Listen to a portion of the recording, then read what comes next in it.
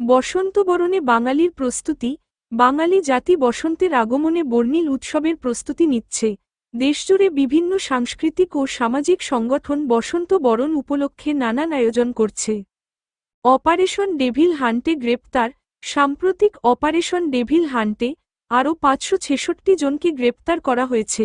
এ পর্যন্ত মোট গ্রেপ্তার সংখ্যা ১৩০৮ জনে পৌঁছেছে। সৌদি আরব ও মালয়েশিয়াগামী কর্মীদের জন্য ভাড়ার হ্রাস। সৌদি আরব ও মালয়েশিয়াগামী কর্মীদের জন্য বিমান ভাড়ায় ছাড় দেওয়া হয়েছে। এ পদক্ষেপের মাধ্যমে কর্মীদের আর্থিক চাপ কমানোর চেষ্টা করা হচ্ছে। জাতীয় নির্বাচনের সম্ভাব্য তারিখ।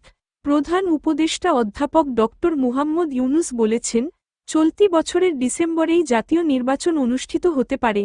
নির্বাচন কমিশনও প্রস্তুতি নিচ্ছে। জুলাই বিপ্লবে পুলিশ গুলির ঘটনা। ইউনিসেফ জানিয়েছে, জুলাই মাসের গণ অভ্যুত্থানে পুলিশ বৃষ্টির মতো গুলি চালিয়েছে, যা মানবাধিকার লঙ্ঘনের শামিল। আন্তর্জাতিক সংবাদ। ট্রাম্পের গাজা প্রস্তাব। সিরিয়ার নতুন প্রেসিডেন্ট আহমেদ আল শারা বলেছেন, মার্কিন প্রেসিডেন্ট ডোনাল্ড ট্রাম্পের গাজা থেকে ফিলিস্তিনিদের অন্য কোথাও পুনর্বাসনের প্রস্তাব সফল হবে না। মেক্সিকোতে বাংলাদেশের রপ্তানি। মেক্সিকোতে বাংলাদেশের রপ্তানি $1 বিলিয়ন উন্নীত করার লক্ষ্য নির্ধারণ করা হয়েছে বলে জানিয়েছেন দেশটিতে নিযুক্ত বাংলাদেশের রাষ্ট্রদূত মুশফিকুল ফজল আনসারী। খেলাধুলা। চ্যাম্পিয়ন্স ট্রফিতে আফগানিস্তানের সম্ভাবনা। ক্রিকেট কিংবদন্তি রিকি পন্টিং বলেছেন, চ্যাম্পিয়ন্স ট্রফিতে বাংলাদেশের চেয়ে আফগানিস্তানের সম্ভাবনা বেশি।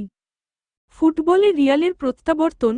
চ্যাম্পিয়ন্স লিগে রিয়াল মাদ্রিদের প্রত্যাবর্তনের গল্পে ম্যানচেস্টার সিটি হেরে গেছে। বিনোদন। দিঘির প্রাক্তন সম্পর্ক।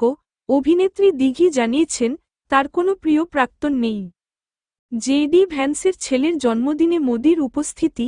ভারতের প্রধানমন্ত্রী নরেন্দ্র মোদি জেডি ভ্যান্সের ছেলের জন্মদিনের অনুষ্ঠানে অংশ নিয়ে দারুণ সময় কাটিয়েছেন। অপরাধ। বুমরার ছিটকে যাওয়া।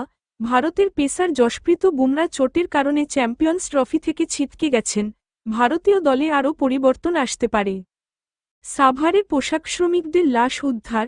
সাভারে পৃথক স্থান থেকে দম্পতিসহ 4 পোশাক শ্রমিকের লাশ উদ্ধার করা হয়েছে। আইন ও বিচার। আসামির আত্মপক্ষ সমর্থনের সময় কমানো।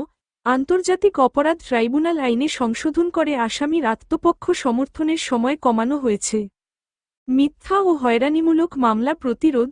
বিচার বিভাগ সংস্কার কমিশন মিথ্যা ও হয়রানিমূলক মামলা প্রতিরোধের জন্য বাস্তবসম্মত আইন প্রণয়নের প্রস্তাব করেছে। সামাজিক ও সাংস্কৃতিক। হাসির জাদুঘর। হাহা হাউস।